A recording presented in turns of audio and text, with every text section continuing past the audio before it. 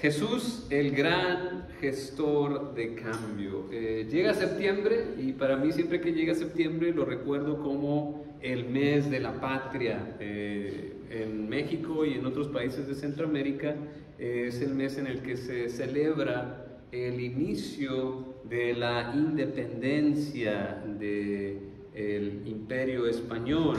Y para nosotros en México es una tradición que el 16 de septiembre, bueno, en la madrugada del 16 de septiembre, se celebra el inicio de la independencia en el año de 1810. Y normalmente es costumbre celebrarlo con una fiesta patria, donde hay antojitos mexicanos que le llamamos a los platillos que se preparan en México, que hay muchísimos, en cada estado tiene sus platillos, y se hacen desfiles, y se hace el grito de independencia. A la medianoche del 15, entre el 15 y el 16 se celebra. Es una tradición, una celebración que nadie ha cambiado. Nadie ha cambiado esa tradición en más de 200 años de independencia. Nadie dijo, ahora vamos a hacerlo todo diferente y le voy a dar otro significado a la independencia. Nadie ha hecho eso en su sano juicio. No. Y quien quiera hacer eso, pues tendría que ser un gran gestor de cambio, pero nadie hizo eso. ¿Qué es esto de gestor de cambio que estoy yo poniendo aquí, esta palabra rara? Gestor viene de la palabra gerere en latín, que significa hacer algo, llevar a cabo algo, gestionar algo. No sé si hayan escuchado ese término de gestionar. Yo voy a gestionar estos trámites, yo los voy a hacer. En este contexto, un gestor es alguien que realiza o lleva a cabo una tarea, una actividad o una función específica en nombre de otra persona o de otra entidad. Significa que alguien lleva a cabo o administra o coordina alguna tarea en nombre de otra persona o de otra entidad y logra un objetivo específico. Un buen gestor es un buen líder y tiene una gran visión, tiene un gran plan y muchos recursos. Y eso es lo que es Jesús. Jesús trae un cambio significativo, trae la salvación en el nombre del Padre. Es el que vino del cielo para salvarnos, es el ungido de Dios, el escogido de Dios. Él es el gran gestor de cambio. Él hace que este cambio sea posible. ¿Y cuál es este cambio que Jesús hizo? Bueno, es lo que vamos a celebrar hoy. Hoy tenemos la celebración de la Santa Cena, la Cena del Señor. ¿Y qué fue lo que hizo Jesús? Cambió esta tradición de muchísimos años, de varios siglos, y le dio un nuevo significado a la Pascua judía. ¿Se acuerda? Hace un mes yo hablé de la Pascua, de dónde viene esa palabra rara de Pascua. Pascua viene de la palabra hebrea Pesaj, que significa pasar de largo, ¿verdad? Y es la celebración de que el ángel de Dios pasó de largo y no mató al primogénito de los israelitas, sino solo a los egipcios para que los pudieran liberar. Y los pasó de largo, ¿se acuerdan por qué? ¿Qué era lo que tenían que poner? Tenían que poner la sangre del cordero de un año, ¿verdad? En el marco de la puerta para que el ángel reconociera y se pasara de largo. Y esa fiesta, esa tradición de muchos años que celebraban los judíos, Jesús le dio un significado distinto o le dio un nuevo significado. Vamos a seguir, hemos estado estudiando el Evangelio de Marcos y ahora vamos en el capítulo 14, vamos a meditar hoy del 10 al 26. Pero quería recordarles, en el Evangelio de Marcos ya estamos en el tiempo especial en que Jesús dice, ahora sí, ya llegó el tiempo, voy a enfrentar a las fuerzas del mal, a derrotar el pecado y la muerte y ofrecer salvación a todos. Recuerden que todo esto empieza cuando Jesús viene a Jerusalén, porque Jerusalén lo buscaban para matarlo, por eso la gente no quería, los discípulos no querían que fuera a Jerusalén, pero dijo Jesús, ahora ya es el tiempo, ¿verdad?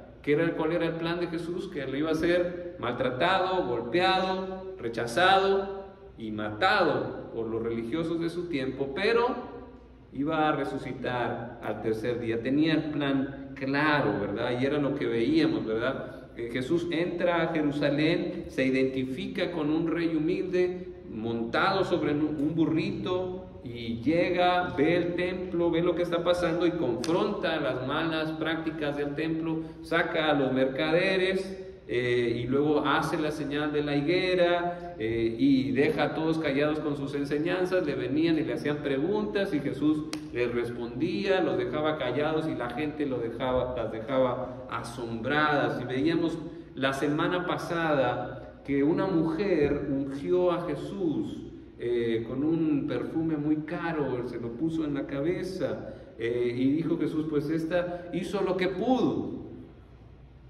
y me ha ungido para la sepultura. En vez de ser ungido para ser rey, lo unge para la muerte, ¿verdad? Es una unción diferente, es lo que veíamos la semana pasada, porque el reino de Dios es diferente. Y habíamos dicho que en el capítulo 14 empieza lo que se conoce como la narrativa de la pasión de Cristo. Hasta hay una película acerca de esto que hizo Mel Gibson, un católico, hizo esta película, y esta película habla del sufrimiento de Jesús, ¿verdad? Y es muy gráfico, entonces hace mucho énfasis en el sufrimiento. Pero eso es lo que pasa en la pasión de Cristo. Dios no nada más habla por hablar, ¿verdad? No dice, los voy a ayudar y no hace nada. Al contrario, está dispuesto a derramar su propia sangre, a dar su vida por nosotros. Y empieza en el capítulo 14 con la preparación, con este ungimiento, con esta unción para la muerte, dice Jesús. Ella me está preparando para la muerte, sabía lo que venía. Entonces, ¿qué fue lo que pasó después? Mire lo que pasó. Hablando del sufrimiento, versículo 10, Judas Iscariote, uno de los 12, fue a los jefes de los sacerdotes para entregarles a Jesús. Ellos se alegraron al oírlo y prometieron darle dinero. Así que él buscaba la ocasión propicia para entregarlo. Jesús conoce la traición. Estamos hablando de uno de los 12 discípulos escogidos con los que convivió por 3 años. Uno de esos lo estaba traicionando. El dolor de Jesús no solamente es físico, sino también es emocional. Y vaya que duele, trae sufrimiento, trae aflicción. Es el dolor de una pérdida, una desilusión. Yo pensé que éramos amigos. Yo esperaba lealtad de mi discípulo y recibo una puñalada en la espalda. Si usted ha sufrido una traición, yo no le tengo que explicar lo que duele una traición. Pero eso duele de verdad, sobre todo cuando es alguien cercano. Cuando yo pensé que tú me ibas a cubrir la espalda, no me ibas a acribillar por la espalda. Duele muchísimo, pero el punto bueno de esto, viendo el lado positivo, es que Jesús entiende nuestro dolor, sabe lo que es ser un ser humano, sabe lo que es la traición y por eso puede darnos una mejor consolación, puede ayudarnos cuando nosotros estamos sufriendo una traición. Por eso es bueno que Él es el gran gestor de cambio, porque Él sabe lo que se necesita en la tierra, sabe el dolor que es vivir aquí, los sufrimientos que existen, y por eso su salvación es muy efectiva, porque sabe de lo que nos está salvando, considera nuestras debilidades y nuestros dolores. Sigamos aprendiendo la palabra de Dios. Versículo 12 dice: el primer día de la fiesta de los panes sin levadura, cuando se acostumbraba a sacrificar el cordero de la Pascua, los discípulos le preguntaron a Jesús: ¿dónde quieres que vayamos a hacer los preparativos para que coman la Pascua?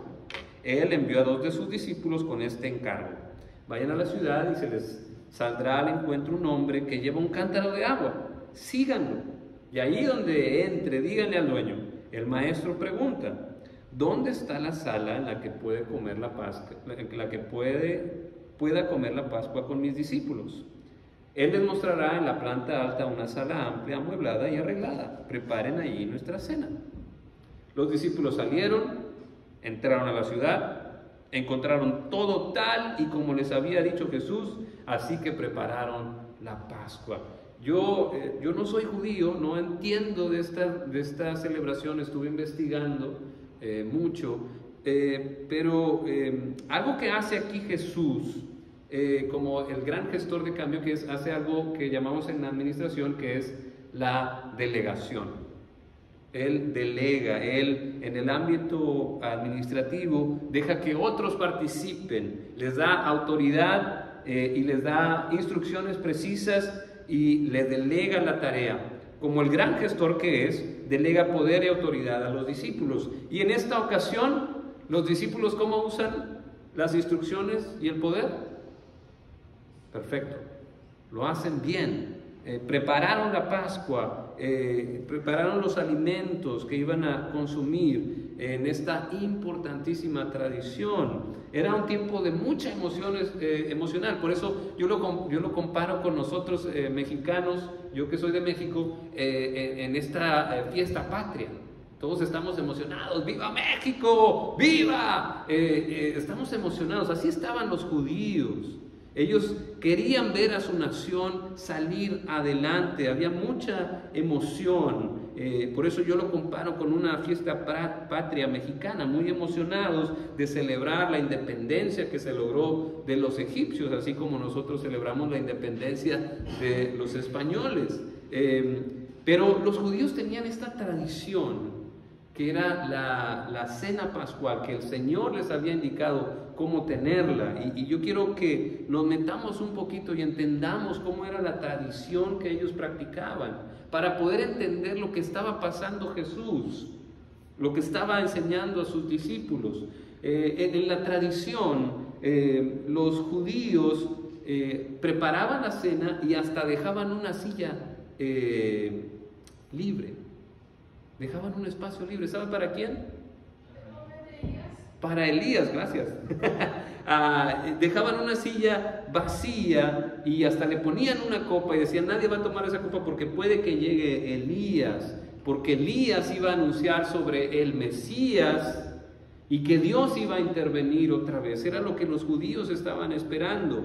Y qué lástima que no reconocieron que Elías vino. Dijo Jesús, Elías vino, hicieron lo que quisieron con él, que era Juan el Bautista, y se perdieron al Mesías.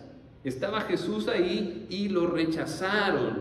El cambio no llegó a ellos, el nuevo pacto no llegó a ellos. Y esta cena tenía mucho significado, muchos simbolismos, como ya lo hemos visto, como era celebrada tradicionalmente. ¿Cómo le hacían? ¿Cómo celebraban? Bueno, los judíos se sentaban, ya que estaban todos reunidos, el jefe de la familia hacía recitaba los salmos del Jalel. ¿Cuáles son qué es eso del Jalel? Jalel es alabanza, son los salmos 113 al 118. Cuando llegaban todos, se empezaba con una bendición y se tomaba una copa de vino. Había 4 copas en la celebración de la Pascua, que eran 4 expresiones de la redención basados en Éxodo 6, versículos 6 y 7. Son estas 4 expresiones de redención. Yo los sacaré de Egipto, ¿verdad? Es cuando Dios se le aparece a Moisés y le dice, yo los rescataré de Egipto. Y esta copa, la primera copa, se bebe al comienzo para santificar el momento y recordar el primer paso de la liberación de Egipto, cuando Dios prometió liberar al pueblo de Israel. Después de eso se traía la comida, que consistía en el pan sin levadura, las hierbas amargas, verduras y frutas guisadas. Porque estas frutas y verduras guisadas se cocían y daban un aspecto como de lodo, recordando el lodo que lo que lo ponían a hacer los judíos, a hacer bloques de barro. el cordero pascual, el cordero asado. Y entonces uno de los niños pregunta, ¿verdad? ¿Por qué hacemos estas cosas? ¿Qué tiene de especial esta comida? Y entonces el jefe de la familia respondía relatando por qué se hace esa comida, todo cómo fue la redención de Egipto, cómo Dios intervino con gran poder, cómo se recuerdan las plagas de Egipto, cómo con poder Dios venció a todos los dioses egipcios, cómo los sacó por el Mar Rojo. Todo eso se recordaba y por eso se hacía esta cena especial. Y entonces toda esta instrucción llevaba a la alabanza a Dios por la salvación, por la anticipación de una futura redención. Dice así: así el Señor nuestro Dios y el Dios de nuestros padres nos hará disfrutar de las fiestas que vienen en paz y alegres de corazón por la edificación de tu ciudad y regocijándonos en tu servicio, y te daremos gracias con un cántico nuevo por nuestra redención. ¿Y cuál era este nuevo cántico? Pues era el Jalel, el salmo, se recitaban el salmo 113 al 115, la primera parte, porque era hasta el 118, primero se hacían del 113 al 115, si usted puede leerlos ahí y se da cuenta de todo lo que dice, que es muy nacionalista también, habla de la nación de Israel, cómo Dios va a ayudar y va a restaurar. Y después se toma la segunda copa, es la copa de la liberación, y se bebe después de recitar la historia de la Pascua y las 10 plagas, lo que les decía, la promesa de Dios de liberar a los judíos de la esclavitud. Después de la segunda copa, ¿verdad?, la copa de la liberación, entonces el jefe de familia toma el pan y lo bendice. El Señor nuestro Dios, soberano del mundo, hizo brotar pan de tierra, y luego dice, y luego lo partía en pedazos y se los entregaba a los que estaban ahí, a la mesa, y lo comían con las hierbas amargas. Lo comían con las hierbas amargas y esta fruta guisada, y se remojaba el pan sobre agua salada para amargarse la comida. Y esta agua salada la tenían para recordar las lágrimas de vivir en la esclavitud bajo los egipcios. Ese es el agua que vamos a ver más al rato, que dice que moja la copa conmigo, dice Jesús. Solo entonces la comida comenzaba realmente con el consumo del cordero asado, y esto no debía de pasarse de la medianoche. Acuérdense que la comida pascual era rápido, ¿verdad? Se comía con la gente estaba lista para correr, ¿verdad? Y por eso es el pan sin levadura, porque no iba a dar tiempo para que la levadura se hiciera grande, tenía que hacerse todo rápido, y porque era el escape de Egipto. Y entonces, cuando se termina de comer, el jefe de familia bendice la tercera copa. La tercera copa es una acción de gracias por la redención, porque recuerda lo que dice Éxodo: yo los redimiré con brazo extendido. Es la copa de la redención y se bebe después de la comida principal, y representa esta redención, de esta liberación del pueblo judío.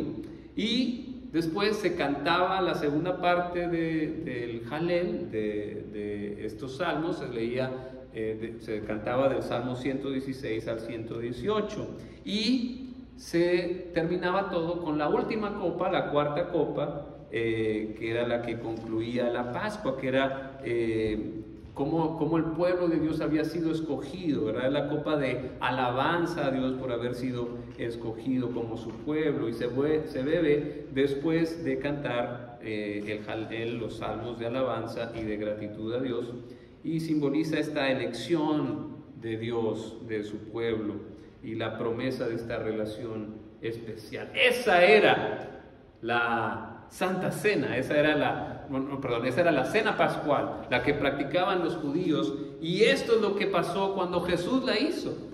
Fíjese cómo cambia la cosa. Es lo que le decía, uno no cambia el significado de la independencia de México así nada más. Pero Jesús hizo algo así. Fíjese cómo fue la Pascua, cómo fue esta cena que, como le platico, es como se debería haber hecho. Pero miren lo que hizo Jesús. Al anochecer llegó Jesús con los 12, mientras estaban sentados a la mesa comiendo, dijo: les aseguro que uno de ustedes que está comiendo conmigo me va a traicionar.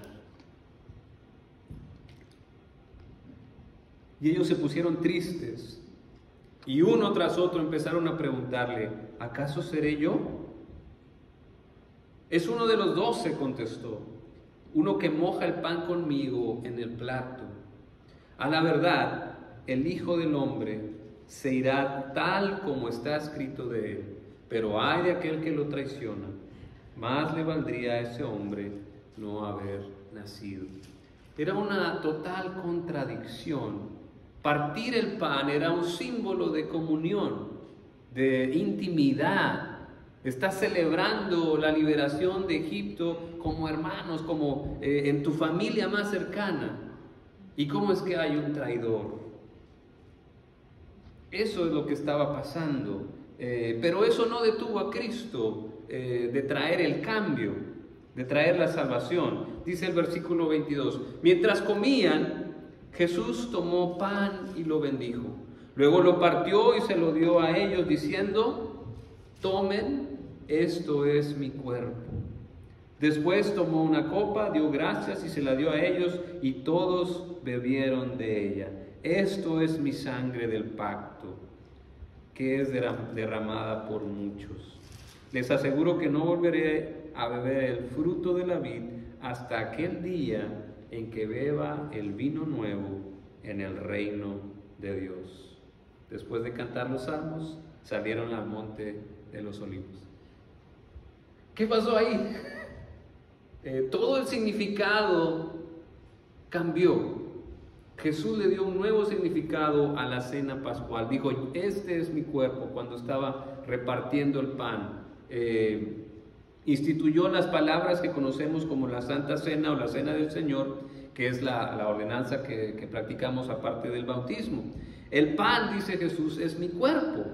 Es un símbolo de unidad con Él y de todos los creyentes. Es el símbolo de comunión con Dios.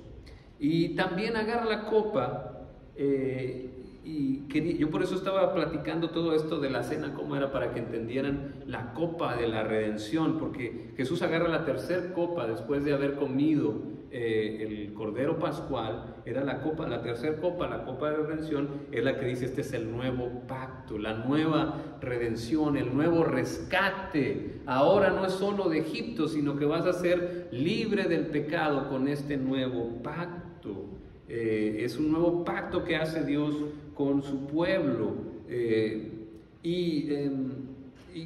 No se tomó la última copa. La copa que terminaba la Pascua no la tomó. Me dijo: voy a abstenerme. ¿Y cuándo la vamos a tomar? En el reino de Dios, cuando todos estemos celebrando la redención de los escogidos, de los que aceptan la promesa. Significado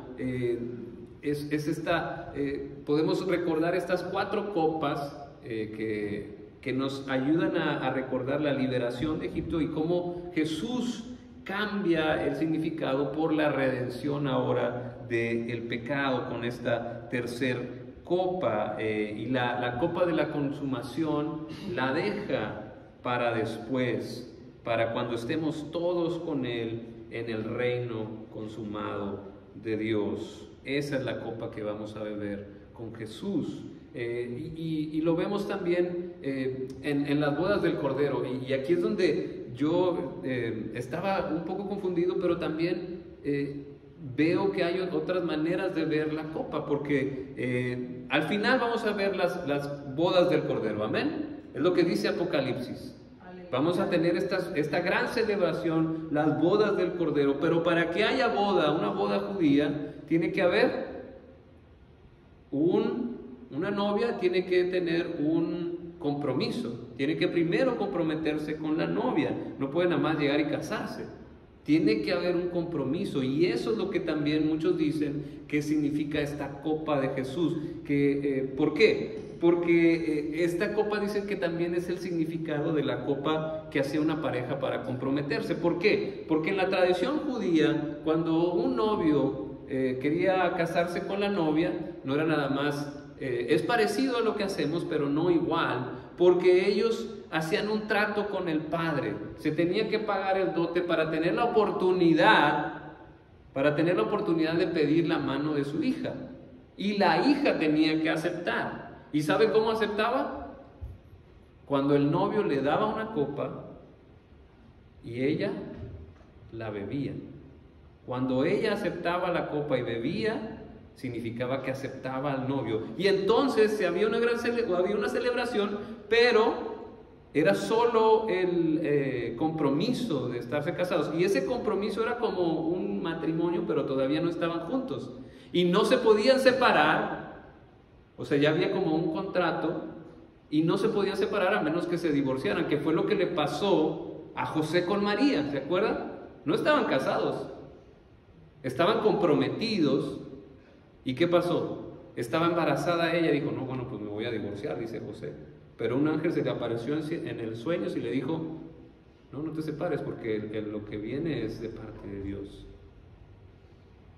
Y entonces no se divorcia, pero se iba a divorciar porque ya estaba comprometido, porque se había hecho este pacto por medio de la copa, de este compromiso. ¿Y qué era lo que hacía el novio después de que aceptaba a la novia? Se iba con el padre y construía una casa para que ellos estuvieran, una mansión, dice, un departamento, un cuarto, un lugar para que ellos habitaran. Y lo construía al lado de la casa del papá, le hacía otro cuarto. Y ese cuarto no iba a ser lo que él quisiera, tenía que el padre dar la aprobación. Por eso tomaba como 6 meses a 1 año en este periodo de estar comprometidos. Y no podían estar juntos hasta que el padre diera la aprobación. Dice, bueno, ya se puede venir tu novia aquí y ya se pueden casar y ya pueden vivir juntos. Esa era la tradición judía. ¿Y cómo lo vemos en las escrituras? Vemos que Jesús le dice a sus discípulos que hay que mansiones en el cielo. Si no hubiera, yo no les hubiera dicho. Les estoy preparando un lugar para que donde yo esté, también estén ustedes. Entonces, ese es otro significado que le dan otros teólogos acerca de esta copa, ¿verdad? Que es el compromiso de Dios con nosotros. Ya aceptamos nosotros la copa de la salvación y ahora se está preparando un lugar allá en el cielo para nosotros. Eso es lo que está pasando también. ¿Y cuál ha sido el dote que tuvo que pagar Cristo? Su vida misma. Eso fue el precio que tuvo que pagar, su vida en vez de la nuestra, para rescatarnos del pecado. Ambos significados significa que ya está pagado. La copa de la redención o la copa del compromiso de pareja, ya está pagado todo. Ya está pagado todo. Eso es lo que celebramos con la copa en la Santa Cena. Por eso Jesús trajo este cambio, trajo este nuevo pacto, ahora con su sacrificio, una vez y para siempre. Por eso yo digo que Él es el gran gestor de cambio. Cambió una tradición de milenio por un nuevo pacto. Y las cosas ya no son iguales para los que están en Cristo, para los que creen en Él. Nosotros entramos a este nuevo pacto y ahora lo recordamos y proclamamos su segunda venida cada vez que participamos de la cena, de la Santa Cena. Celebramos la comunión, celebramos la unidad, celebramos la intimidad que tenemos con Dios y celebramos su redención, la copa de la salvación. Pero también públicamente y externamente estamos proclamando nuestra fe. Nosotros pertenecemos a Dios, estamos en un nuevo pacto con Dios. Así que si tú no conoces a Cristo como tu Señor, si tú no has creído, yo te invito a que aceptes la propuesta de Jesús, de este cambio, de este nuevo pacto que hay en su sangre, que hay perdón para tu pecado en la sangre de Cristo. Y una vez que creas esto, que te bautices y pertenezcas oficialmente a la iglesia y sigas creciendo en tu relación con Dios y disfrutar de todas las cosas que Dios tiene para ti. Pero todo empieza al aceptar a Cristo en tu vida, este nuevo pacto, este amor de Dios, que te unas a este hermoso cambio que ha hecho Jesús. Y si tú ya conoces a Cristo, tú ya te bautizaste, yo te animo a que recuerdes y proclames el amor y la comunión con Dios por medio de la Santa Cena, y que esta cena, este recordatorio y esta proclamación te impulse a que seas más como Jesús, a que tú también seas un gestor del cambio. Cuando obedeces la voluntad de Dios para tu vida, empiezas a hacer un cambio, siguiendo sus enseñanzas y compartiendo tu fe. Es como Jesús puede cambiar vidas. Jesús cambia vidas, cambió la tuya, cambió la mía, cambió a todo el que acepta a Cristo. Y este cambio es el que podemos también nosotros gestionar con el poder del Espíritu Santo, compartiendo la fe en Cristo, porque Jesús es el gran gestor de cambio personal y universal. Amén. Amén.